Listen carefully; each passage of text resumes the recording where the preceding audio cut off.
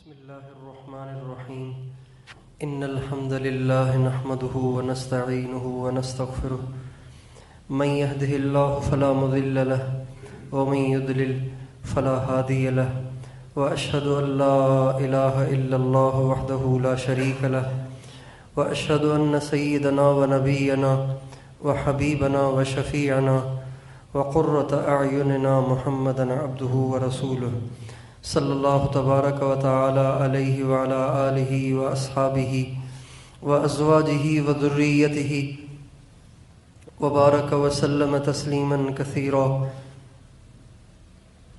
اما بعد فاعوذ باللہ من الشیطان الرجیم بسم اللہ الرحمن الرحیم یا ایہا الذین آمنوا اذکروا اللہ ذکرا کثیرا وسبحوہ بکرۃ واصیلا وقال تعالى فاذكروني أذكركم واشكروا لي ولا تكفرون وقال النبي صلى الله عليه وسلم مثل الذي يذكر ربه والذي لا يذكر ربه كمثل الحي والميت وقال عليه السلام الراحمون يرحمهم الرحمن ارحموا أهل الأرض يرحمكم من في السماء أو كما قال عليه الصلاة والسلام سبحان ربک رب العزت عما یصفون وسلام علی المرسلین والحمد للہ رب العالمین اللہم صلی علی سیدنا محمد وعلی آل سیدنا محمد وبارک وسلم۔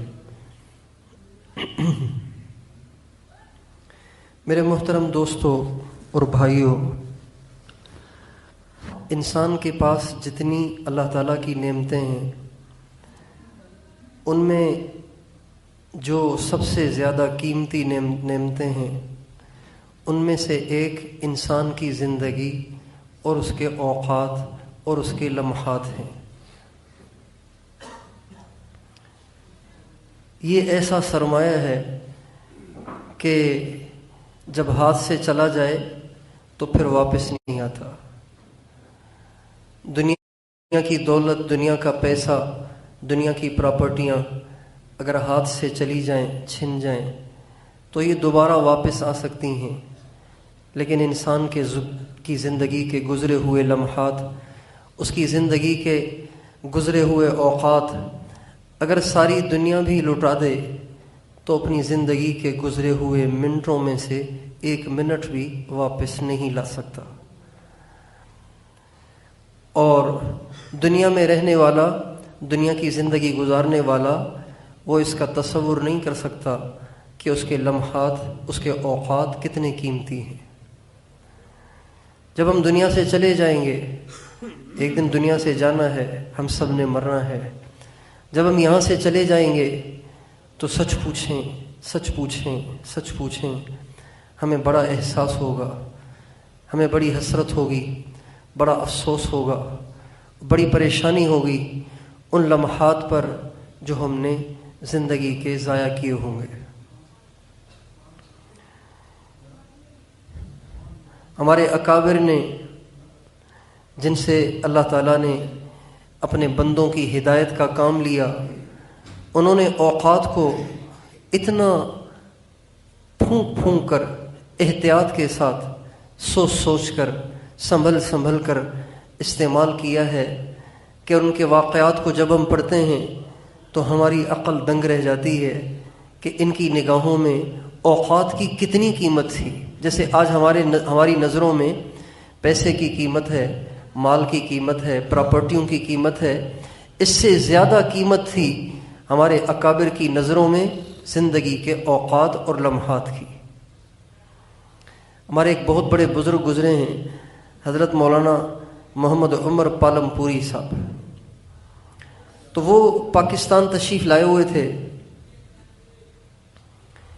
ہم لوگ ان کی خدمت میں تھے، تو ایک طالب علم سے موزمبیق، افریقہ کا ایک ملک ہے، وہاں کا ایک طالب علم پڑھ رہا تھا ہمارے ساتھ، تو ان سے کہا کہ بھئی جلدی سے مشین لے آؤ، میرا ذرا سر تو مونڈ دو، بال تو صاف کر لو۔ تو اس نے کہا جی ابھی لا رہا ہوں۔ وہ گیا، جب وہ گیا تو حضرت ٹوپی اتار کر اور اپنے سامنے کپڑا باندھ کے چوکڑی مار کے بیٹھ گئے. اب وہ آئے گا اور سر مونڈے گا. تو 2 منٹ گزر گئے، 4 منٹ گزر گئے، 5 منٹ گزر گئے. جب 5-6 منٹ گزر گئے اور وہ نہیں آیا اور وہ اس کے بعد آیا تو حضرت مولانا محمد عمر پالم پوری صاحب رونے جیسے ہو گئے، رونے جیسے ہو گئے اور غصے سے بھر گئے اور فرمانے لگے تم نے میری زندگی کے 5 منٹ ضائع کر دیے. اگر تمہیں 5 منٹ دیر سے آنا تھا تو تم مجھے پہلے بتا دیتے، میں اس میں کچھ پڑھ لکھ لیتا، اپنا کام کر لیتا. میری زندگی کے 5 منٹ تم نے ضائع کر دیے. ابھی یہ 5 منٹ میں واپس بھی نہیں لا سکتا، یہ 5 منٹ اپنی موت کو مؤخر بھی نہیں کر سکتا. جو ٹائم اللہ تعالیٰ نے مجھے جنت بنانے کے لیے، آخرت سنوارنے کے لیے اور اس کی ذات کو راضی کرنے کے لیے جو ٹائم اللہ نے مجھے دیا ہے، اس میں سے 5 منٹ تم نے ضائع کر دیے. اگر تم مجھے یہ 5 منٹ ضائع نہ کرتے تو میں ان 5 منٹ میں پتہ نہیں کتنا اپنے اللہ کو راضی کر لیتا، پتہ نہیں جنت کے کتنے درجات کما لیتا. آج ہم اور آپ اپنی زندگیوں میں غور کریں کہ ہم اپنی زندگیوں کو کیسے استعمال کر رہے ہیں، اپنی زندگیوں کو کیسے صرف کر رہے ہیں، اپنی زندگیوں کو کیسے ضائع کر رہے ہیں، اپنے لمحات کو کیسے ضائع کر رہے ہیں. میرے دوستو، اس زندگی کا ہر لمحہ یا کروڑوں سال کی زندگی کو بنا رہا ہے یا کروڑوں سال کی زندگی کو برباد کر رہا ہے. اگر یہ لمحے، اگر یہ اوقات اللہ کو راضی کرنے میں صرف ہو رہے ہیں، نیکی کے کام میں صرف ہو رہے ہیں، اللہ کی رضا کے کاموں میں صرف ہو رہے ہیں، تو ہماری جنت بن رہی ہے، ہماری آخرت بن رہی ہے. ہم دن بدن اپنے اللہ کے قریب ہوتے چلے جا رہے ہیں. اور اگر یہ زندگی کے لمحات اللہ پاک کو راضی کرنے والے اعمال میں صرف نہیں ہو رہے، گناہ بھی نہیں ہو رہے لیکن ضائع ہو رہے ہیں، موبائل لے کے بیٹھے ہوئے ہیں، بس خواہ مخواہ کبھی واٹس ایپ پہ اس کو میسج کر رہے ہیں، کبھی اس کو میسج کر رہے ہیں، کبھی گروپ چیک کر رہے ہیں کہ اس گروپ میں آج کون کون سی خبریں آئی ہوئی ہیں، کون کون سی ایڈ آئی ہوئی ہے، کون کون سی ویڈیوز آئی ہوئی ہیں، کون کون سے کلپس آئے ہوئے ہیں. موبائل کو چیک کر رہے ہیں، فیس بک کو چیک کر رہے ہیں، کبھی ادھر جا رہے ہیں، کبھی ادھر جا رہے ہیں، کبھی اس سے گپیں لگا رہے ہیں، کبھی اس سے گپیں لگا رہے ہیں، کبھی ایسے ہی باہر نکل گئے، بازار میں گھوم لیے. میرے دوستو، اس طرح اپنے اوقات کو برباد کرنے والا جب مرے گا تو ان اوقات کو یاد کر کے خون کے آنسو روئے گا. یا حسرتا، یہ قرآن کی آیت ہے، یا حسرتا علی ما فرطت فی جنب اللہ، ہائے افسوس میں نے زندگی ضائع کر دی.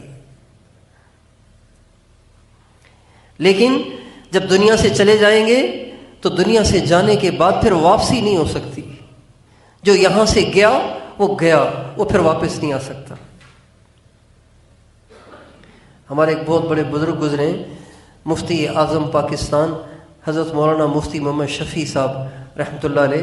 ان کے بارے میں سنا ہے، جب وہ باتھ روم میں بیٹھتے تھے، پیشاب کرنے بیٹھتے تھے، تو بعض لوگوں کو پیشاب میں دیر لگتی ہے، ٹھہر ٹھہر کے پیشاب آتا ہے. تو جب بیت الخلاء میں بیٹھتے تھے تو جب تک پیشاب سے فارغ ہوں تب تک کیا کریں؟ بیٹھے رہیں، انتظار کرتے رہیں کہ پیشاب آئے اور پھر جائیں. تو حضرت مفتی اعظم پاکستان رحمۃ اللہ علیہ بیت الخلاء میں جب تک پیشاب سے فارغ ہوں تب تک بیٹھ کے لوٹا دھو لیا کرتے تھے، لوٹا دھو لیا کرتے تھے، باتھ روم دھو لیا کرتے تھے. کسی نے تو دھونا ہے، آخر کسی نے تو لوٹے کو بھی دھونا ہے، بیت الخلاء کو بھی دھونا ہے. تو جو الگ آ کے ٹائم ضائع کرے گا تو میرے پاس تو وقت ہے، میرے پاس تو وقت ہے، تو اس وقت میں لوٹا دھو لیتے، باتھ روم دھو لیتے اور مخلوق کی خدمت کی نیت کر لیتے تھے کہ بیت الخلاء میں بیٹھے ہوئے بھی ٹائم ضائع نہ ہو، اس میں بھی ہماری آخرت سنور جائے، اللہ راضی ہو جائے.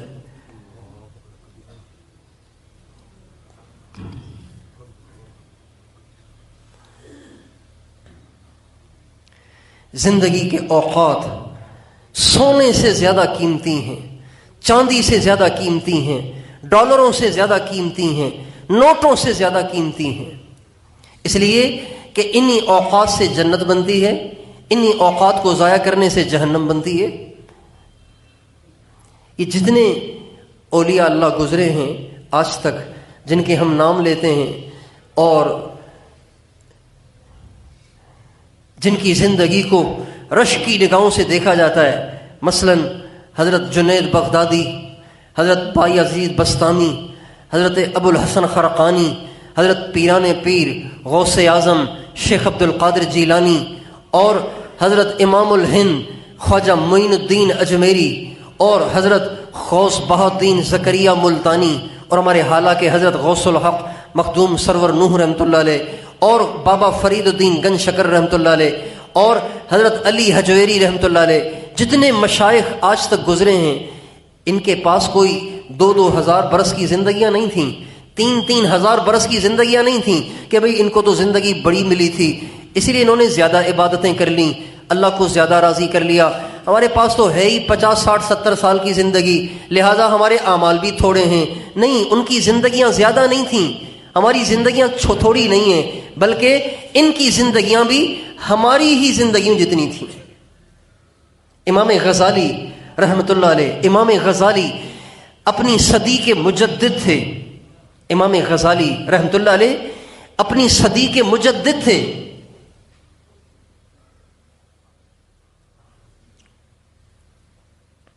جب یونانیوں نے اسلام پہ دھاوا بولا اور اسلام کے بارے میں شک و شبہات پیدا کرنا شروع کر دیے، جیسے آج کل لبرل اور بے دین اور ملحد قسم کے لوگ ہماری نوجوان نسل کے اندر فیس بک کے ذریعے، یوٹیوب کے ذریعے اور کالجز میں، یونیورسٹیوں میں اسلام کے بارے میں شکوک اور شبہات پیدا کر رہے ہیں، اسی طرح حضرت امام غزالی کے زمانے میں، امام غزالی کے زمانے میں یونانیوں نے اسلام کے بارے میں عوام الناس کے اندر شکوک اور شبہات پیدا کرنا شروع کر دیے، فلسفے کے ذریعے، منطق کے ذریعے، علم کلام کے ذریعے سے عوام الناس میں اسلام کے بارے میں، اللہ کے بارے میں، اللہ کے نبی کے بارے میں شکوک و شبہات پیدا کرنا شروع کر دیے۔ اللہ نے امام غزالی کو کھڑا کیا، اللہ نے امام غزالی کو کھڑا کیا۔ انہوں نے تھوڑے سے عرصے میں ان سارے فلسفیوں، ان سارے منطقیوں اور ان سارے علم کلام کے ماہرین کو ایسی موت مارا کہ اللہ تعالیٰ نے ہمیشہ کے لیے ان کے فتنے کو دفن کر دیا، اور اللہ تعالیٰ نے ان کے ذریعے سے دوبارہ سے اسلام کو زندگی عطا فرمائی، اور ان کو زندگی 2-4 ہزار برس کی نہیں ملی تھی، 63 سال کی عمر میں ان کا انتقال ہوا۔ کتنی عمر میں؟ 63 سال۔ لیکن اپنی زندگی کے لمحات کو، اپنی زندگی کے اوقات کو انہوں نے ضائع نہیں کیا، ایک ایک منٹ کو انہوں نے قیمتی بنایا۔ 63 برس کی عمر، ساری دنیا میں ان کا ڈنکا بج گیا، ساری دنیا میں مٹتے اسلام کو انہوں نے دوبارہ سے زندہ کر دیا، اللہ نے ان کے ذریعے سے زندہ کر دیا۔ جمعے کا دن تھا، جمعے کا دن صبح سویرے اپنا کفن منگوایا، غسل کیا، تیار ہوئے اور کفن منگوایا، اور اس کفن کو اٹھا کے اپنی آنکھوں پہ لگایا اور اسے چوما اور فرمانے لگے، محبوب کے دربار میں حاضری کا وقت ہے، اے اللہ میں تیار ہوں، ابھی آنے کے لیے تیار ہوں۔ یہ کہہ کر قبلے کی جانب منہ کیا اور دائیں کروٹ لیٹ گئے اور کلمہ پڑھ کر دنیا سے رخصت ہو گئے۔ امام غزالی رحمۃ اللہ علیہ، جبکہ عمر ملی 63 سال، صرف 63 سال۔ ہمارے تبلیغ کے بانی مولانا الیاس صاحب، جن کے ذریعے سے اللہ تعالیٰ نے ساری دنیا میں اسلام کے پیغام کو پہنچایا، کروڑوں لوگوں نے اپنے چہروں پہ داڑھیوں کو سجایا، کروڑوں انسانوں نے اپنے سروں پہ پگڑیاں سجائیں، اور لاکھوں بے پرد عورتوں نے پردہ کرنا شروع کیا اور بدکاری سے توبہ تائب ہوئے، ہزاروں فنکاروں نے، ایکٹروں نے، ڈانسروں نے ان کی محنت کے ذریعے سے توبہ کی اور برائیوں سے باز آئے اور ولی اللہ بن گئے، اللہ والے بن گئے، اللہ والے بن گئے۔ مولانا الیاس صاحب 1926 میں انہوں نے تبلیغ کا کام شروع کیا، 1926 میں، اور 1926 میں ان کی جو عمر تھی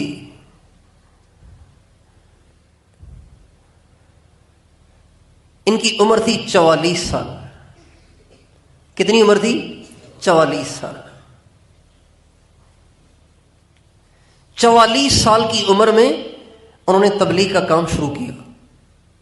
10 برس لوگوں کے پیچھے دھکے کھائے، 10 برس لوگوں کے پیچھے دھکے کھائے، ایک ایک کے پاس گئے، ایک ایک کی منت سماجت کی. وہ پوچھتا کہ جی مولوی جی آپ کیا کہتے ہیں؟ میواتیوں پہ محنت شروع کی. ہندوستان میں دین سے سب سے زیادہ دور جاہل، جٹ اور دین سے دور اور ہندوؤں کے بالکل قریب وہ میواتی قوم تھی. مولانا الیاس صاحب نے ان سے محنت کو شروع فرمایا. 44 سال کی عمر تھی اور لوگوں کے پیچھے گشتیں کرنا شروع کی. لوگ مارتے تھے، دھکے دیتے تھے، برا بھلا کہتے تھے، مذاق اڑاتے تھے. تو اس زمانے کے علماء کہنے لگے کہ مولوی الیاس نے تو علم کو ذلیل کر دیا ہے کہ عالم ہو کر اور بزرگوں کی اولاد ہو کر وہ جاہل میواتیوں کے پاس جاتا ہے اور جا کے ان کی ماریں کھاتا ہے اور ان کی باتیں سنتا ہے اور ان کے دھکے کھاتا ہے. تو اس کو چاہیے کہ اپنی مسجد میں بیٹھ جائے اور چپ کے بیٹھ کے اللہ اللہ کرے. تو مولانا الیاس صاحب فرماتے تھے کہ ابو جہل نے میرے نبی کو کئی دفعہ مارا اور دوسرے کفار نے میرے نبی کو کئی دفعہ مارا، میرا نبی تو ابو جہل کی ماریں کھا کے ذلیل نہ ہوا، تو الیاس میواتیوں کی ماریں کھا کے کیسے ذلیل ہو جائے گا؟ بلکہ اللہ پاک کے لیے ماریں کھانے سے انسان ذلیل نہیں ہوتا، اللہ تعالیٰ اس کی عزت کو بڑھا دیتے ہیں. اللہ تعالیٰ اس کی عزت کو بڑھا دیتے ہیں. 1926 میں کام شروع کیا. 10 برس کی مسلسل محنت کے بعد 3 دن کی جماعت نکلی. 3 دن کی جماعت، 10 برس کی مسلسل محنت کے بعد 3 دن کی جماعت نکلی.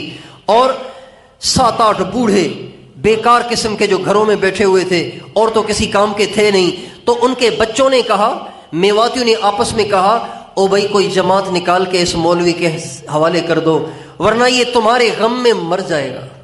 اتنا روتے تھے، اتنا تڑپتے تھے، ایسی منت اور زاری کرتے تھے کہ ان کو رحم آ گیا کہ بھئی 7-8 بوڑھے جو گھروں میں بیکار بیٹھے ہوئے ہوں وہ ان کے حوالے کر دو ورنہ یہ تمہارے غم میں مر جائے گا. چنانچہ 7-8 بڈھوں کی جو گھروں میں بیکار پڑے ہوئے تھے، جب ان کی جماعت نکل کے روانہ ہونے لگی تو مولانا الیاس صاحب فرمانے لگے انقلاب آ گیا، انقلاب آ گیا. کہنے والوں نے کہا 10 برس کے بعد 7-8 بوڑھے جو بیکار قسم کے گھروں میں پڑے ہوئے تھے وہ نکلے ہیں، آپ کہہ رہے ہیں انقلاب آ گیا. فرمانے لگے امت بیٹھی ہوئی تھی، میری 10 برس کے محنت کے بعد آج امت کھڑی ہو گئی ہے اور مجھے اللہ سے امید ہے کبھی یہ بیٹھے گی نہیں، ابھی یہ سلسلہ چلتا رہے گا. 36ویں جماعت نکلی 3 دن کی. 44 میں مولانا الیاس صاحب کا انتقال ہوا جبکہ ان کی عمر تھی صرف 63 سال. 63 برس کی عمر میں ایک ایسا امت کو دھکا لگا گئے، ایک امت کو ایسا دھکا لگا گئے، ایسا امت کو دھکا لگا گئے کہ 80 برس کے بعد بھی آج بھی ہزاروں لوگ اللہ کے راستے میں در بدر پھر رہے ہیں. یہ 63 سال کی محنت کا نتیجہ ہے. 63 برس کی عمر. ان کے بیٹے مولانا یوسف صاحب، مولانا یوسف کاندھیلوی رحمۃ اللہ علیہ، یہ تبلیغ کے موافق نہیں تھے، تبلیغ کے موافق نہیں تھے، تبلیغ کے موافق نہیں تھے. ان کے اوپر پڑھنے پڑھانے کا جنون تھا، کتابوں کے کیڑے تھے، ہر وقت کتابوں میں لگے رہتے تھے، ہر وقت کتابوں میں گھسے رہتے تھے. علم کا ایک جنون تھا جو ان کو سوار تھا. جب والد صاحب کا انتقال ہونے لگا تو والد صاحب نے تہجد کے وقت میں اپنے بیٹے کو بلایا، مولانا یوسف صاحب کو اپنے حجرے میں بلایا اور فرمایا آ یوسف لپٹ لے ہم تو چلے، آ یوسف لپٹ لے ہم تو چلے. یہ کہہ کر بیٹے کو سینے سے لگایا. اہل اللہ کو اللہ تعالیٰ نے یہ طاقت دی ہوتی ہے، اہل اللہ کو جو کامل اہل اللہ ہوتے ہیں اللہ تعالیٰ نے ان کو یہ طاقت دی ہوتی ہے کہ جو نور وہ اپنے دلوں میں رکھتے ہیں، اپنے سینے میں رکھتے ہیں، وہ اوروں کے سینوں میں شفٹ بھی کر سکتے ہیں، اوروں کے سینوں میں منتقل بھی کر سکتے ہیں. یہ اللہ تعالیٰ نے اہل اللہ کو اس کی طاقت دی ہوتی ہے. جیسے موبائل میں چیز چلی جاتی ہے نا، بلوٹوتھ کے ذریعے سے اور واٹس ایپ کے ذریعے سے اور میسج کے ذریعے سے، جیسے ایک سے دوسری میں چیز چلی جاتی ہے، اللہ تعالیٰ نے اہل اللہ کو یہ طاقت دی ہوتی ہے کہ جب وہ چاہتے ہیں تو ان کے سینے کی نسبت، ان کے سینے کا نور، ان کے سینے کی تجلیات وہ اللہ پاک دوسرے کے سینے میں منتقل کر دیتے ہیں۔ مولانا الیاس صاحب نے 27 برس کے بیٹے کو، جس کو ابھی تبلیغ شرح صدر بھی نہیں تھی، تبلیغ ابھی سمجھ میں بھی نہیں آئی تھی، وہ تبلیغ کو ابھی بہت بڑا کام بھی نہیں سمجھتے تھے، ان کو بلایا، سینے سے لگایا اور جو کچھ ان کے سینے میں تھا وہ اپنے بیٹے کے سینے میں منتقل کیا اور دنیا سے رخصت ہو گئے۔ کہنے والے کہتے ہیں جب مولانا یوسف صاحب 27 برس کا نوجوان صبح فجر کے فجر میں بیان کے لیے ممبر پہ بیٹھے تو دیکھنے والوں نے کہا یہ نوجوان لڑکا کیا بیان کرے گا، اتنے بڑے بزرگ کی جگہ کیسے سنبھالے گا، اس کو تو تبلیغ شرح صدر ہی نہیں ہے۔ لیکن کہنے لگے جب وہ بسم اللہ کہہ کر بولے تو ایسے لگ رہا تھا جیسے الیاس بول رہا ہے، شکل یوسف کی ہے لیکن بولنے والا الیاس ہے۔ اور پھر مولانا یوسف صاحب نے مولانا الیاس صاحب کے کام کو اٹھایا اور ایسے ساری دنیا میں پھیلایا کہ ساری دنیا کے ملکوں میں تبلیغ کا کام پھیلا، اور دنیا میں یہ کام پھیلاتے پھیلاتے صرف 48 سال کی عمر میں دنیا سے چلے گئے۔ 48 سال، صرف 48 سال۔ مولانا یوسف صاحب رحمۃ اللہ علیہ جن کے ذریعے سے تبلیغ باہر ملکوں میں پھیلی، ان کی عمر صرف 48 سال تھی، صرف 48 سال۔ ساری داڑھی ان کی کالی تھی، 48 سال ان کی عمر تھی۔ 48 سال کی عمر میں انتقال ہوا، لیکن اپنے آپ کو ایسا تھکایا، ایسا کھپایا، اپنے ایک ایک پل، ایک ایک لمحے کو ایسا قیمتی بنایا کہ لاہور میں انتقال ہوا، لاہور سے جنازہ ہندوستان لے جایا گیا۔ جب ان کا جنازہ لایا گیا تو ان کی والدہ محترمہ حیات تھیں۔ جب والدہ کے سامنے بیٹے کا جنازہ لایا گیا تو والدہ روئی نہیں، چلائی نہیں، بلکہ فرمانے لگی یوسف بہت تھکایا، اب میٹھی نیند سو جا، اب تجھے کوئی نہیں جگائے گا۔ 48 سال اپنے اوقات کو ایسا قیمتی بنایا کہ کچھ نہ پوچھو۔ حضرت شیخ الحدیث مولانا محمد زکریا صاحب رحمۃ اللہ علیہ مولانا یوسف صاحب کے سسر بھی تھے اور استاد بھی تھے، اور ان سے بہت بڑے تھے، علم میں بھی اور روحانیت میں بھی ان سے بہت بڑے تھے۔ وہ فرماتے تھے جب مولانا یوسف صاحب کی آخری عمر تھی تو مولانا زکریا صاحب رحمۃ اللہ علیہ فرماتے تھے کان مملوکی فاضحى مالکی ان هذا من عجیب الزمن، یہ تو میرا غلام تھا لیکن محنت کرتے کرتے اس مقام کو پہنچا ہے کہ اب میرا آقا ہو گیا ہے۔ یہ میرا غلام تھا لیکن محنت کرتے کرتے اب تو میرا آقا ہو گیا ہے۔ کان مملوکی فاصبح مالکی۔ اس لیے دنیا بہت تھوڑی ہے اور یہ ملی ہی اللہ کو راضی کرنے کے لیے ہے۔ اسی زندگی میں کوئی اللہ کو زیادہ راضی کر لیتا ہے، کوئی اللہ کو تھوڑا راضی کر لیتا ہے، کوئی اسی زندگی میں اپنی کم نصیبی کی وجہ سے اللہ کو ناراض کر کے مرتا ہے۔ میرے بھائیوں، ہم سب نے اس دنیا سے جانا ہے، ہم سب نے ایک دن مرنا ہے۔ اگر ہم اپنی زندگی کے اوقات کو صحیح استعمال کریں، اپنی زندگی کے ایک ایک لمحے کو صحیح خرچ کریں اور ایک ایک لمحے میں اللہ پاک کو راضی کرنے کی کوشش کریں، ہر منٹ ہر لمحے میں اس کام میں لگے رہیں جس کام کے کرنے سے اللہ راضی ہوتا ہے، تو اللہ پاک ہمیں بھی ان مراتب کے ساتھ نوازے گا، ان عزتوں کے ساتھ نوازے گا، ان کامیابیوں کے ساتھ نوازے گا جن کامیابیوں کے ساتھ اللہ تعالیٰ نے ان اکابر کو نوازا تھا۔ اس کا طریقہ کیا ہے؟ اس کا طریقہ بہت آسان ہے۔ اس میں ایک بات تو یہ ہے کہ اللہ پاک کے جتنے فرائض ہیں، جتنی ہمارے اوپر اللہ پاک کی طرف سے ڈالی ہوئی ذمہ داریاں ہیں، ان کو اہتمام سے پورا کیا جائے۔ 5 نمازیں یہ اللہ پاک کی طرف سے ہمارے اوپر فرض ہیں، اس میں کسی قسم کی کوتاہی نہ ہو۔ ہمارے نبی کا ارشاد ہے من صلحت صلاته صلح سائر عمله ومن فسدت صلاته فسدت سائر عمله، جس کی نماز اچھی ہوئی نا اس کے سارے اعمال اچھے ہیں، اور جس کی نماز خراب ہوئی اس کے سارے اعمال خراب ہوں گے۔ اگر ہم اپنی زندگی کو صحیح کرنا چاہتے ہیں، اپنے اوقات کو قیمتی بنانا چاہتے ہیں، اپنی زندگی کے لمحات سے زیادہ ہم نیکیاں وصول کرنا چاہتے ہیں، تو پہلا کام اپنی نمازوں کے اندر اہتمام پیدا کریں، اپنی نمازوں کو درست کریں، اپنی نمازوں کو خوبصورت سے خوبصورت بنانے کی کوشش کریں. یہ پہلا کام. نمازیں یہ جتنا مجمع بیٹھا ہوا ہے میرا خیال ہے ان میں سے اکثر 5 وقت کے نمازی ہیں، الا ماشاءاللہ کوئی شاید اس میں سستی کرتا ہو، ورنہ اکثر آپ نمازی بیٹھے ہیں. لیکن ہم نماز پڑھتے ہیں لیکن اذان سن لیتے ہیں، پھر کہتے ہیں ابھی 20 منٹ ہیں، ابھی 10 منٹ ہیں، ابھی 5 منٹ ہیں، ابھی تو 2 منٹ ہیں، 1 منٹ کا راستہ ہے پہنچ جاؤں گا. پھر ایسا کام پیش آ جاتا ہے کہ اس میں 3 منٹ لگ جاتے ہیں، 1 منٹ تاخیر ہو جاتی ہے، پھر بھاگے بھاگے پہنچتے ہیں، سانس پھول رہا ہوتا ہے اور امام 1 رکعت پڑھ چکا ہوتا ہے، پھر جا کے شریک ہو جاتے ہیں. یہ ہماری نمازیں ہیں. پکے نمازیوں کی نمازوں کا بھی حال یہ ہے کہ وہ نماز سے پہلے مسجد میں نہیں آتے، نماز کھڑی ہو جائے پھر بھاگے بھاگے نماز میں شریک ہوتے ہیں. تو پہلی بات کہ ہم 5 نمازیں اہتمام کے ساتھ خوبصورت طریقے سے ٹھہر کر مزے لے کر پڑھنے کی کوشش کریں. کون کون اس کی نیت کرتا ہے؟ 5 نمازیں پابندی کے ساتھ. پابندی کا کیا مطلب؟ سب سے بڑی پابندی کی سب سے بہترین صورت یہ ہے کہ آپ اذان مثلا نماز ہے 7:45 بجے نماز ہے تو 8:25 پر اذان ہوتی ہے، 20 منٹ پہلے ہمارے ہاں اذان ہوتی ہے، ہر مسجد میں تقریباً 20 منٹ پہلے اذان ہوتی ہے. آپ 8:20 پہ مسجد میں آ جائیں.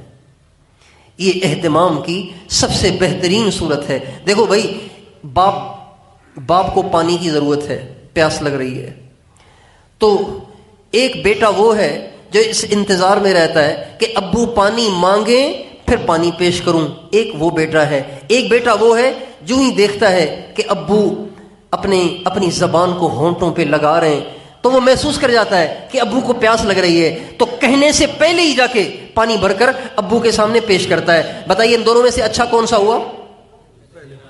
وہ اچھا ہوا جو مانگنے سے پہلے پانی پیش کر دیتا ہے. اذان سن کر مسجد میں آنا کمال نہیں ہے، کمال یہ ہے کہ اذان سے پہلے ہی آئے. اللہ مجھے پتا تھا کہ آپ نے بلانا ہے اس لیے میں پہلے ہی آ گیا ہوں، مجھے پتا تھا آپ نے مجھے بلانا ہے، میں پہلے ہی آ گیا ہوں. یہ نماز کے اہتمام کی سب سے بہترین صورت ہے.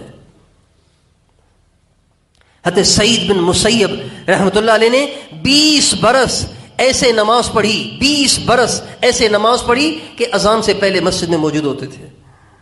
اذان سے پہلے مسجد میں موجود ہوتے تھے. 40 برس ایسے نماز پڑھی کہ ایک بھی تکبیر اولیٰ فوت نہیں ہوئی، ایک بھی تکبیر اولیٰ فوت نہیں ہوئی.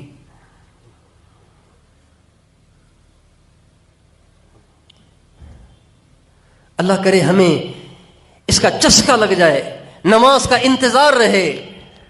اللہ کب موقع آئے گا، کب وقت آئے گا، تجھے سجدہ کرنے کو جی کر رہا ہے، کب وقت آئے گا.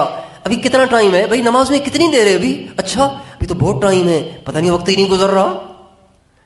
ابھی تو حال یہ ہے کہ جب اذان سنتے یار ابھی تو نماز پڑھ کے آئے تھے پھر اذان ہو گئی. ابھی تو حال یہ ہو رہا ہے.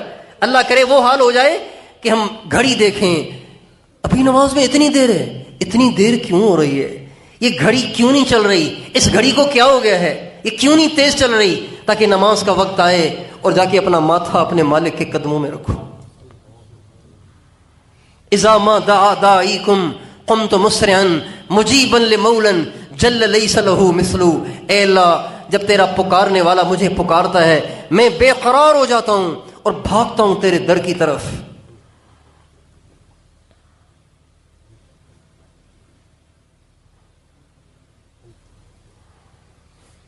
نماز کا شوق ہو، جذبہ ہو، انتظار ہو. ہمارے نبی کا ارشاد ہے جو آدمی نماز سے پہلے آ کر مسجد میں نماز کے انتظار میں بیٹھ جاتا ہے، اس کو بیٹھا ہوا ہے، کچھ نہیں کر رہا، نہ قرآن پڑھ رہا ہے، نہ ذکر کر رہا ہے، نہ مراقبہ کر رہا ہے، نہ سنتیں پڑھ رہا ہے، کچھ بھی نہیں کر رہا، صرف بیٹھا ہوا ہے کہ ابھی 5 منٹ رہتے ہیں پھر نماز پڑھوں گا. خالی بیٹھے رہنے سے ہمارے نبی نے فرمایا اس کو مکمل نماز پڑھنے کا اجر مل رہا ہوتا ہے. نماز سے پہلے آنے پہ، نماز سے پہلے آ کر نماز کا انتظار کرنے پر نماز پڑھنے کا اجر مل رہا ہوتا ہے. اور جب نماز پڑھنے کے بعد اپنی جگہ پہ بیٹھا رہتا ہے، ہمارے نبی کا ارشاد ہے ایک فرشتہ دعا کرتا رہتا ہے اللہم اغفر لہ ورحمہ، اے اللہ اس کے گناہوں کو معاف فرما، اس پہ اپنی رحمت کو نازل فرما۔ جو آدمی اپنی نماز پڑھ کر اپنی جگہ بیٹھا رہے، وہاں سے اٹھ کے جائے نہیں، وہاں سے اٹھ کے جائے نہیں، بیٹھا ہوا ہے نماز کے بعد بھی 10 منٹ بیٹھا ہوا ہے، 15 منٹ بیٹھا ہوا ہے، ذکر کر رہا ہے، تلاوت کر رہا ہے، مراقبہ کر رہا ہے، یا ویسے ہی بیٹھا ہوا ہے، مسجد سے باہر جانے کو دل نہیں کر رہا، بیٹھا ہوا ہے۔ ہمارے نبی کا ارشاد ہے نماز پڑھنے والا جب تک نماز کی جگہ بیٹھا رہے گا، فرشتہ اس کے لیے بخشش کی بھی دعا کرے گا، رحمت کی بھی دعا کرے گا۔ تو سب سے پہلا کام، اگر ہم اپنی زندگیوں کو قیمتی بنانا چاہتے ہیں، اس سے زیادہ فائدہ وصول کرنا چاہتے ہیں اور اپنی آخرت کو سنوارنا چاہتے ہیں، اللہ کو راضی کرنا چاہتے ہیں، اپنی زندگی سے اپنی آخرت کو سنوارنا چاہتے ہیں، تو سب سے پہلا کام اپنی فرض نمازوں کو ٹھیک کریں۔ اپنی فرض نمازوں میں اہتمام لانے کی کوشش کریں۔ اذان سے پہلے مسجد میں آئیں، نہیں تو پھر اذان سننے کے بعد پھر تاخیر مت کیا کریں۔ بھائی اذان سننے کے بعد پھر تاخیر مت کیا کریں۔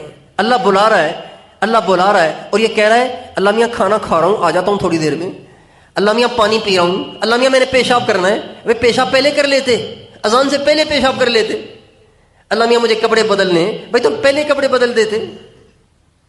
اذان ہو جائے حی علی الصلاۃ، آؤ نماز کی طرف، حی علی الفلاح، آؤ کامیابی کی طرف۔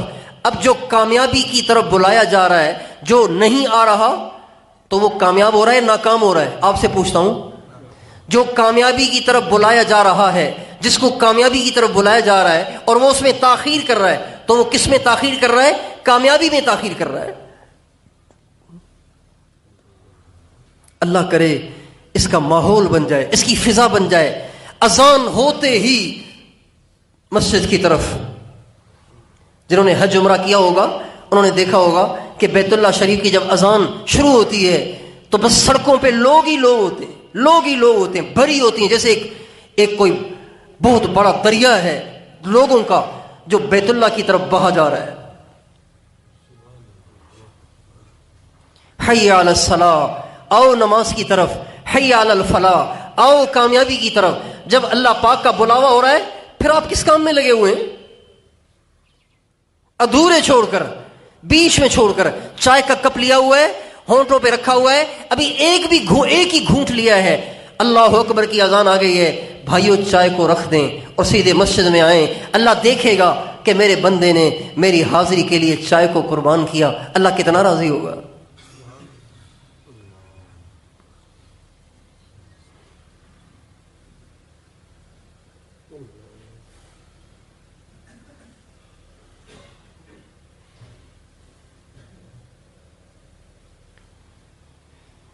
باپ نے آواز دی کمرے کے اندر سے، بیٹا پانی پلاؤ،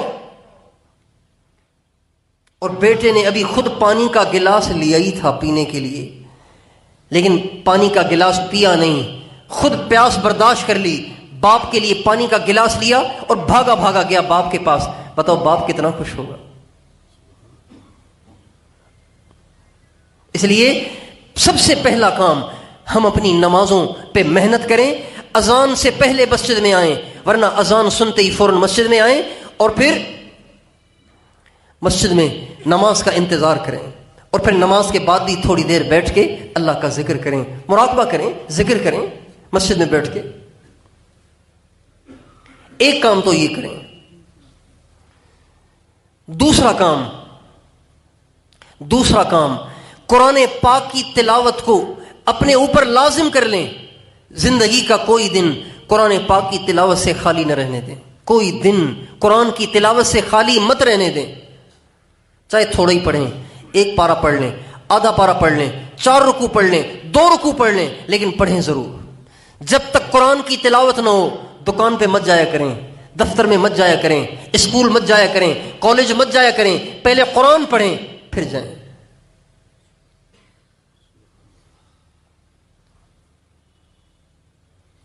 علاج کے طور پہ عرض کر رہا ہوں، علاج کے طور پر جو کرے گا اس کو فائدہ ہوگا، جو نہیں کرے گا اس کو فائدہ نہیں ہوگا۔ جس دن آپ کا ذکر اور آپ کی تلاوت نہ ہو نا، اس دن دکان پہ ہی نہ جاؤ۔ نفس پہ چوٹ پڑے گی. جب نفس پہ چوٹ پڑے گی نا تو نفس خود سیدھا ہو جائے گا، پھر آپ کو خود کہے گا کہ تلاوت کا وقت ہو گیا، جلدی تلاوت کرو ورنہ آج بھی دکان بند رہے گی. اور اگر دکان بند نہیں کر سکتے تو دکان پر تاخیر سے جاؤ، پہلے یہ کرو پھر جاؤ. آخر ناشتہ کر کے ہی دکان پہ جاتے ہیں نا، بغیر ناشتے کے تو نہیں جاتے. ایسے ہی روزانہ قرآن پاک کی تلاوت کا اہتمام کریں، چاہے 2-4 رکوع ہی کریں. یہ 2 کام ہو گئے. تیسرا کام، اپنے لیے اللہ کا تھوڑا سا ذکر متعین کر لیں. اللہ کا ذکر، ایک ذکر ہے چلتے پھرتے، وہ بھی کرنا ہے، وہ بھی کرنا ہے. اس کے علاوہ یکسوئی کے ساتھ بیٹھ کر تنہائی میں اللہ پاک کی محبت میں ڈوب کر، اللہ کی یاد میں ڈوب کر تھوڑی دیر اللہ کا ذکر کریں. فجر کی نماز، تلاوت، ذکر، درود شریف، استغفار، جب تک یہ کام آپ کے نہ ہوں نہ دفتر جائیں نہ دکان پہ جائیں. ہمارے بزرگوں نے اس بات کی گارنٹی دی ہے، اگر یہ کام آپ کر کے پھر دکان پہ جائیں گے نا، لکھوا کے لے لیں، آپ کی دکان میں برکت. سارا دن آپ ہر ٹینشن سے بچے رہیں گے، کوئی آپ کو ٹینشن نہیں آئے گی، کوئی آپ پہ پریشانی نہیں آئے گی. اللہ آپ کے دل کو سکون مرحمت فرمائیں گے، عافیت مرحمت فرمائیں گے. آپ کی دکان، آپ کے دفتر، آپ کے گھر بار، آپ کی صحت، آپ کی جان، آپ کے مال میں، ہر چیز میں اللہ پاک برکت عطا فرمائیں گے. دفتر جائیں، دکان پہ جائیں، اسکول جائیں، کالج جائیں، مزدوری پہ جائیں، یہ کام کریں اس کے بعد جائیں، اس سے پہلے نہ جائیں. اور جس کو یقین نہ آئے وہ تجربہ کر کے دیکھ لے، ایک دن قرآن بھی پڑھے، فجر بھی پڑھے، قرآن بھی پڑھے، ذکر بھی کرے، درود پاک بھی پڑھے، استغفار بھی کرے، اس کے بعد دکان پہ جائے. ایک دن ان میں سے کوئی کام نہ کرے، دکان پہ جائے. اگر سارا دن ٹینشن میں نہ گزرے، سارا دن بے سکونی میں نہ گزرے تو کہنا پکی ٹکی بات ہے. اور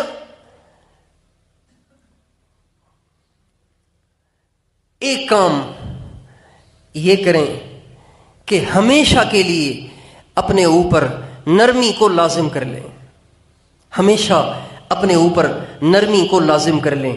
ہمارے نبی ایک دفعہ تشریف فرما تھے، ایک یہودی آیا ہمارے نبی سے ملنے کے لیے. تو یہودی بڑے چالاک ہوتے ہیں، بڑے خبیث ہوتے ہیں، بڑے چالاک ہوتے ہیں، بڑے چکر باز ہوتے ہیں. وہ آیا ہمارے نبی کے پاس اور ہمارے نبی سے ایسے ہی الفاظ کو گول مول کر کے ظاہر ایسے کیا کہ سلام کر رہا ہوں، حالانکہ سلام نہیں کر رہا تھا، بد دعا دے رہا تھا. ہمارے نبی سے کہا السلام علیکم. آپ سمجھے میں نے کیا کہا؟ السلام علیکم. بظاہر تو لگ رہا ہے جیسے سلام کیا، حالانکہ یہ بد دعا ہے. السلام علیکم، اللہ کرے تجھ پر موت طاری ہو جائے. ہمارے نبی کو بد دعا دی. السلام علیکم، ظاہر کیا جیسے السلام علیکم کہہ رہا ہوں، کہا السلام علیکم. اما عائشہ بیٹھی ہوئی تھیں، وہ سمجھ گئیں کہ یہ آپ علیہ السلام کو کیا کہہ رہا ہے. تو اما عائشہ کو آ گیا غصہ.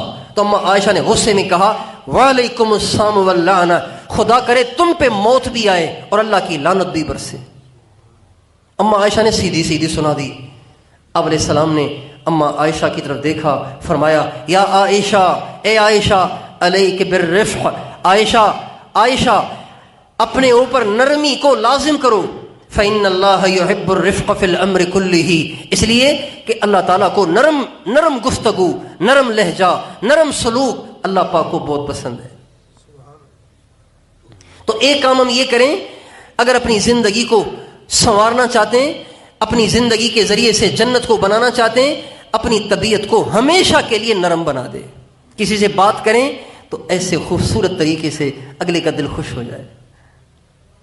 بہت سے لوگوں کو ابے تبے کی عادت ہوتی ہے، ابے یہ، ابے وہ، اوئے تو، یوں کہہ کے بات کرتے ہیں. اوئے اور تو اور تم اور ابے اور تبے سے بات کرتے ہیں. یہ لہجہ نہ اللہ کو پسند ہے نہ اللہ کے نبی کو پسند ہے. ہمارا لہجہ ایسا ہونا چاہیے کہ اگلا خوش ہو جائے. آپ دیکھیں، مجھے دیکھیں، ایک آدمی یہاں آیا ملنے کے لیے، میں نے ان سے کہا کیسے ہو، کیسے ہو. ایک یہ لہجہ ہے، ایک آپ ٹھیک ہیں، کیسے ہیں آپ، کون سا خرچہ ہو گیا دوسرے لہجے میں اور کون سا نفع ہو گیا پہلے لہجے میں. لیکن دوسرے لہجے سے جب میں کسی سے پوچھوں گا تو اس کا بار بار ملنے کو دل کرے گا، بات کرنے کو دل کرے گا، اس کے دل میں محبت آ جائے گی. یہ اللہ کو پسند ہے. اس لیے اگر ہم چاہتے ہیں کہ ہماری آخرت سنورتی چلی جائے، ہماری زندگی کا ہر ہر لمحہ قیمتی ہوتا چلا جائے، اپنے لہجے کو نرم کریں، الفاظ کو نرم کریں، چن چن کر الفاظ پھر نکالا کریں. دیکھیں یہ جو آپ الفاظ بولتے ہیں نا اگلے کو، یہ بھی ایک آپ کی طرف سے تحفہ ہے. ایک چیزوں کا تحفہ ہوتا ہے، ایک الفاظ کا تحفہ ہوتا ہے. الفاظ بھی تحفہ ہیں، چیزیں بھی تحفہ ہیں. اگر آپ کے پاس کوئی مہمان آئے، آپ اس کو سڑا ہوا گلا ہوا آم پیش کریں تو آپ نے اس کا اکرام کیا یا اس کی توہین کی؟ آپ نے اس کا اکرام کیا، توہین کی، توہین کی.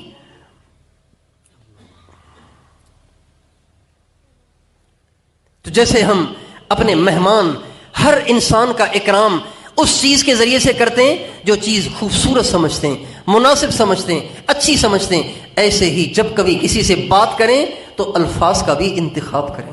ان سے میں نے کیسے بات کرنی ہے، اس کے لیے کیا الفاظ ہونے چاہیے.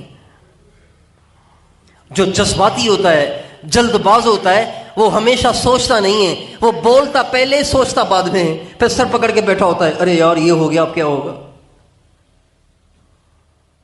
کئی لوگوں نے کہا کہ جی وہ بیوی کو میں نے طلاق دے دیے تو اب کیا ہوگا، میں نے ویسے غصے میں دی تھی طلاق، میں نے غصے میں دی تھی، اب کیا ہوگا. تو طلاق کوئی آدمی محبت میں دیتا ہے کیا؟ غصے میں ہی دیتا ہے. اس لیے جو جذباتی لوگ ہوتے ہیں نا، جو جذباتی جلد باز لوگ ہوتے ہیں، وہ اپنے لیے مسائل کھڑے کرتے ہی رہتے ہیں. جذباتی لوگ، جلد باز لوگ اپنے لیے مسائل کھڑے کرتے ہی رہتے ہیں، کرتے ہی رہتے ہیں، کرتے ہی رہتے ہیں. اس لیے کبھی بھی ہمیں جلد باز اور جذباتی نہیں ہونا چاہیے، بلکہ ہمیشہ بولنے سے پہلے الفاظ کا انتخاب کرنا چاہیے. صحیح بولنا بھی عبادت ہے، صحیح بولنا بھی عبادت ہے. ہمارے نبی کا ارشاد ہے، بعض لوگ ایسے ہوتے ہیں بڑے گناہ گار ہوتے ہیں، ساری زندگی گناہوں میں گزر جاتی ہے، اور گناہ کرتے کرتے ان قریب کہ ان کے لیے جہنم میں جانے کا فیصلہ ہو جائے، اس سے پہلے ان کی زبان سے کوئی ایک بول ایسا نکل جاتا ہے جو اللہ پاک کو اتنا اچھا لگتا ہے کہ اللہ تعالیٰ اس کی زندگی کے سارے گناہوں کو معاف کر دیتے ہیں. ایک بول کی وجہ سے سارے گناہ معاف ہو جاتے ہیں اور اس کے لیے جنت کا فیصلہ ہو جاتا ہے. اس لیے کبھی بھی ہمیں بے خود نہیں ہو جانا چاہیے، بے قابو نہیں ہو جانا چاہیے، بلکہ بولنے سے پہلے الفاظ کا انتخاب کیا جائے، لہجے کا انتخاب کیا جائے. ہمیشہ اپنے لہجے کو نرم کیا جائے. لہجے کی نرمی دشمن کو بھی دوست بنا دیتی ہے. اللہ تعالیٰ کا قرآن پاک میں ارشاد ہے، وَقُولُوا لِلنَّاسِ حُسْنًا، وَقُولُوا لِلنَّاسِ حُسْنًا، لوگوں سے اچھی اچھی باتیں کرو، بری باتیں مت کیا کرو، اچھی اچھی باتیں کرو. تو کون کون آج یہ طے کرتا ہے کہ بس آج میں طے کرتا ہوں آج کے بعد میرا لہجہ ہمیشہ نرم رہے گا؟ تیار ہیں؟ اپنے بچوں کے ساتھ، اپنی بیویوں کے ساتھ، اپنے دوستوں کے ساتھ، رشتہ داروں کے ساتھ، اپنے ملازم کے ساتھ، نوکروں کے ساتھ، گھر میں کام کرنے والی ماسیوں کے ساتھ، ہر گرے پڑے کے ساتھ لہجہ ہمارا نرم ہونا چاہیے.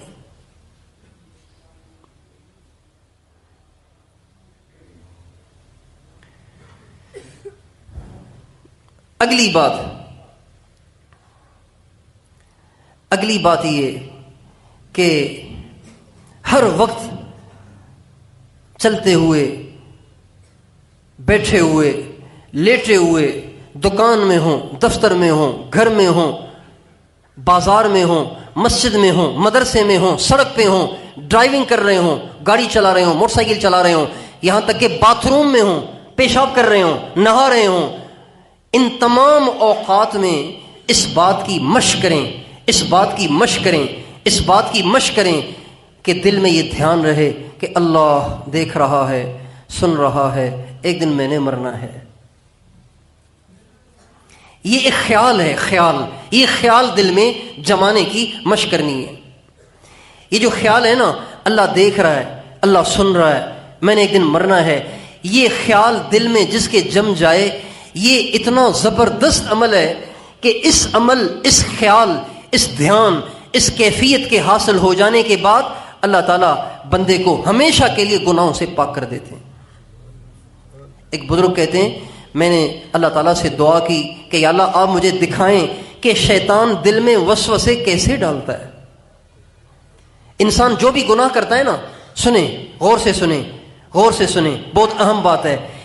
انسان جب کبھی بھی کوئی گناہ کرتا ہے، زبان سے، نظر سے، کان سے، شرمگاہ سے، کسی بھی طریقے سے کوئی بھی گناہ کرتا ہے نا، اس کی ابتدا پتہ ہے کیسے ہوتی ہے؟ اس کی ابتدا کیسے ہوتی ہے؟ اس کی ابتدا یوں ہوتی ہے کہ شیطان پہلے اس کا وسوسہ ڈالتا ہے، خیال، ایک دم خیال آئے گا، ایک دم خیال آئے گا۔ اگر آپ کا ایمان مضبوط ہوگا، آپ کا ایمان مضبوط ہوگا تو آپ فوراً اس خیال کو ہٹا دیں گے، اس خیال کو آپ ہٹا دیں گے۔ اگر آپ کا ایمان کمزور ہوگا، اس خیال کے آتے ہی آپ اس کو سوچنا شروع کر دیں گے، اس کو پکانا شروع کر دیں گے، اور پھر پکتے پکتے پکتے پکتے انسان عملاً وہ گناہ کر بیٹھتا ہے۔ لیکن پہلی دفعہ گناہ کرنے کا ارادہ نہیں ہوتا، پہلے وسوسہ آتا ہے۔ لیکن جب انسان کا دل اس یاد کے ساتھ، اس دھیان کے ساتھ ہمیشہ آباد رہے کہ اللہ دیکھ رہے ہیں، سن رہے ہیں، ایک دن میں نے مرنا ہے، تو ہمیشہ کے لیے شیطان اس سے دور ہو جاتا ہے۔ شیطان یہ وسوسہ اس وقت ڈالتا ہے جب انسان کا دل اللہ سے غافل ہوتا ہے۔ وہ جو میں نے عرض کیا نا کہ ایک بزرگ نے اللہ پاک سے دعا کی، یا اللہ آپ مجھے دکھائیں کہ شیطان وسوسہ کیسے ڈالتا ہے۔ تو کہتے ہیں میں نے ذکر میں بیٹھا ہوا تھا، اچانک مجھے اونگ سی آ گئی، ہلکی سی نیند آئی، تو میں نے دیکھا کہ دل بنا ہوا ہے اور دل کے اوپر ایک مچھر نما جانور بیٹھا ہوا ہے۔ جب دل اللہ اللہ اللہ اللہ اللہ اللہ کر رہا ہے، اللہ کی یاد سے آباد ہے، تو وہ شیطان اپنی سونڈ کو دور رکھتا ہے۔ جو ہی اس کا دل اللہ کی یاد سے غافل ہو جاتا ہے، شیطان ایک دم اپنی سونڈ کو اندر ڈال دیتا ہے اور وسوسے ڈالتا ہے۔ سامنے سے عورت آ رہی ہے، ذرا نظر اٹھا کے دیکھو تو صحیح کون ہے، کیسی ہے۔ گانا چل رہا ہے، ذرا کان لگا کے دیکھو تو صحیح انڈیا کا ہے پاکستانی ہے۔ یہ وسوسے آنا شروع ہو جائیں گے، اور پھر اگر ایمان کمزور ہوگا تو وہ گناہ کر بیٹھے گا۔ تو پہلے وسوسہ ڈالنے کی شیطان کو ہمت اس وقت ہوتی ہے جب اس کا دل اللہ سے غافل ہوتا ہے۔ اس لیے اگر یہ دھیان ہم مشق کر کے اپنے دل کے اندر پیدا کر لیں کہ اللہ دیکھ رہا ہے، سن رہا ہے، میں نے ایک دن مرنا ہے، تو شیطان کے وسوسوں سے ہمیشہ کے لیے جان چھوٹ جائے گی اور زندگی گناہوں سے پاک ہو جائے گی۔ اور اس میں خرچہ کوئی نہیں ہے، صرف مشق کی بات ہے۔ ایک تو فائدہ اس کا یہ ہوگا، جب یہ دھیان آپ کو ہر وقت حاصل ہو جائے گا تو اس کا ایک فائدہ تو یہ ہوگا کہ شیطان آپ کو وسوسے نہیں ڈالے گا، ایک بات۔ دوسری بات یہ کہ شیاطین اور جنات کا آپ پہ حملہ اثر نہیں ہوگا۔ شیطان اور جنات انسانوں پہ حملہ کرتے ہیں نا، انسانوں پہ حملہ کرتے ہیں کہ جی اس پہ جن کا اثر ہو گیا ہے، اس پہ آسیب ہو گیا ہے، اس پہ جن کا اثر ہو گیا ہے، اس پہ جن چڑھ گیا ہے، اس پہ جنڑی چڑھ گئی ہے، جنی پری چڑھ گئی ہے۔ یہ جو چیزیں ہوتی ہیں نا، یہ اس وقت ہوتی ہیں جب انسان کا دل اللہ سے غافل ہوتا ہے۔ کتابوں میں لکھا ہوا ہے کہ یہ جو مچھلیاں، ماہی گیر، مچھلیاں پکڑنے والے، یہ جو مچھلیاں پکڑتے ہیں نا، تو جال تو ڈالتے ہیں ساری مچھلیوں کے لیے، لیکن ساری مچھلیاں جال میں نہیں آتی، جال میں وہ مچھلیاں آتی ہیں جو اس وقت اللہ پاک کی یاد سے غافل ہوتی ہیں۔ ہاں، جو مچھلی اللہ کی یاد سے غافل ہوتی ہے وہ جال میں پھنستی ہے۔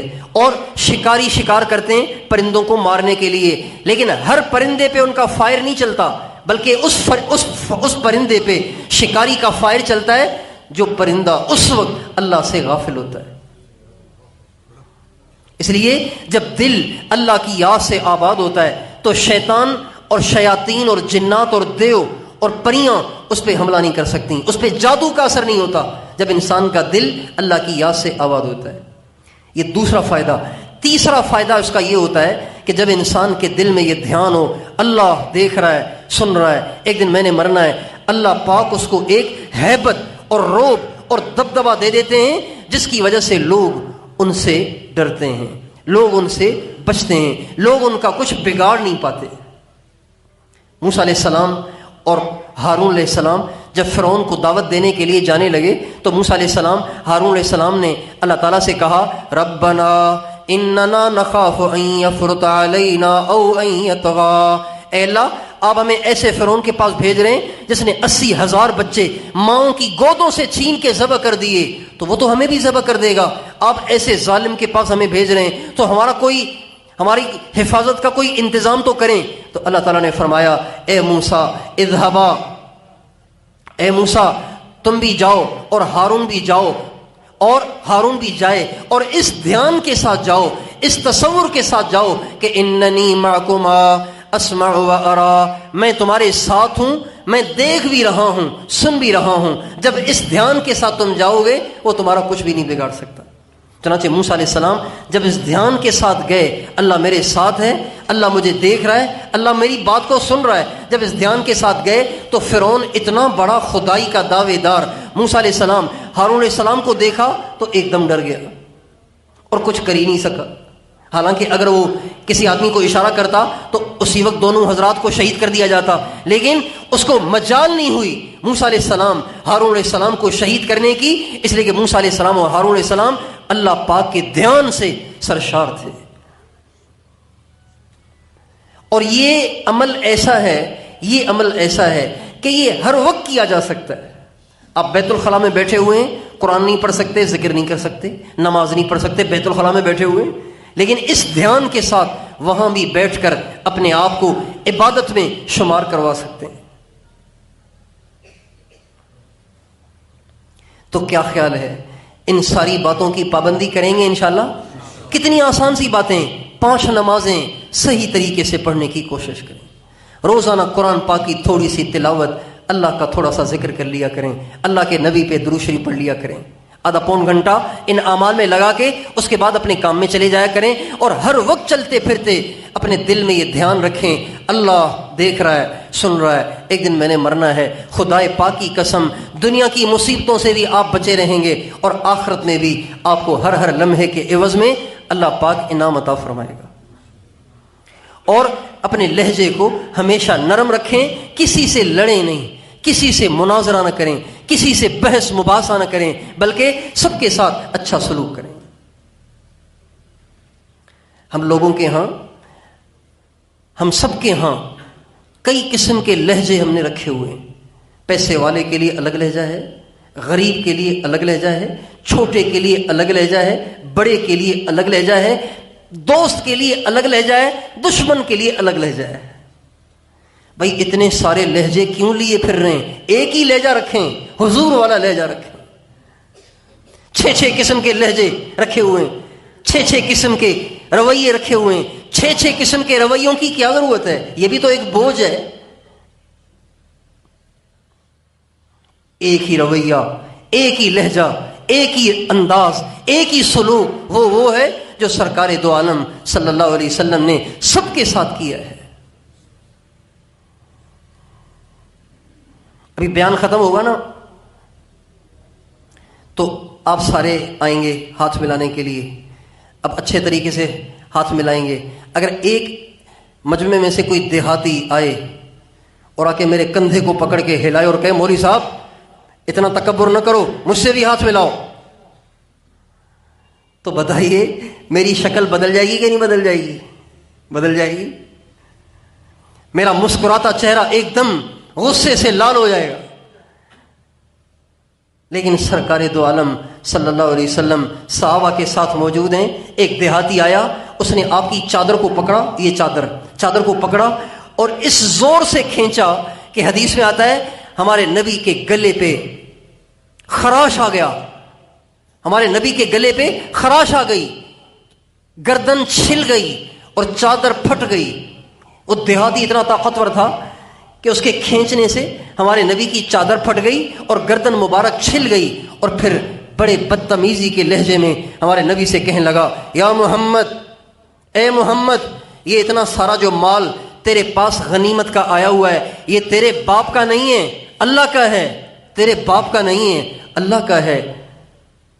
اب بتائیں گندی باتیں ہیں، کتنا گندا اور کتنا غلیظ لہجہ ہے، کتنی اس میں بدتمیزی اور بے ادبی بھری ہوئی ہے، لیکن ہمارے نبی نے کچھ نہیں کہا. آپ اس کی طرف دیکھ کے مسکرائے اور آپ نے فرمایا بے شک یہ مال سارا میرے اللہ کا ہے، میرے باپ کا نہیں ہے، میرے اللہ کا ہے. پھر آپ نے فرمایا اس کے اونٹ کو غلے سے بھر دو، اس کے اونٹ کو غلے سے بھر دو. تو ہمارا لہجہ سب کے ساتھ ایک ہونا چاہیے.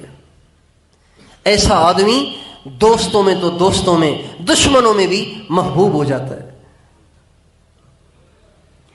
تو کیا خیال ہے، آپ سارے اپنے لہجے کو ہمیشہ نرم، اپنے سلوک کو ہمیشہ نرم رکھنے کے لیے تیار ہیں؟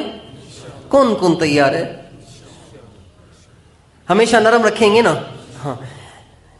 یعنی وہ الفاظ جن میں بے ادبی ہے، وہ الفاظ جن میں بدتمیزی ہے، وہ لہجہ جس میں بدتمیزی ہے، ہمیشہ کے لیے اپنی زبان سے اس کو بھلا دیں. تو کسی کو کہیں ہی نہیں، ابے کسی کو کہیں ہی نہیں، کہیں نہیں، کسی کو بھی نہ کہیں، اپنے بچوں سے بھی نہ کہیں. آپ کو اپنے بچے کو تو کہنا جائز ہے، لیکن اگر آپ اپنے بچے سے تو کہیں گے تو وہ تو سیکھے گا، آپ نہیں سیکھے گا.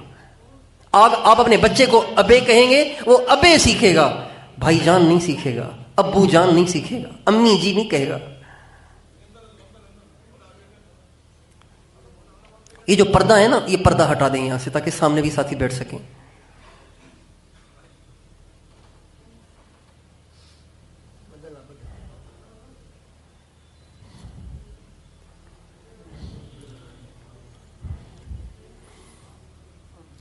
تو بھائی جتنی باتیں میں نے عرض کی ہیں نا، ان ساری باتوں میں سب سے مشکل بات یہ آخری والی ہے.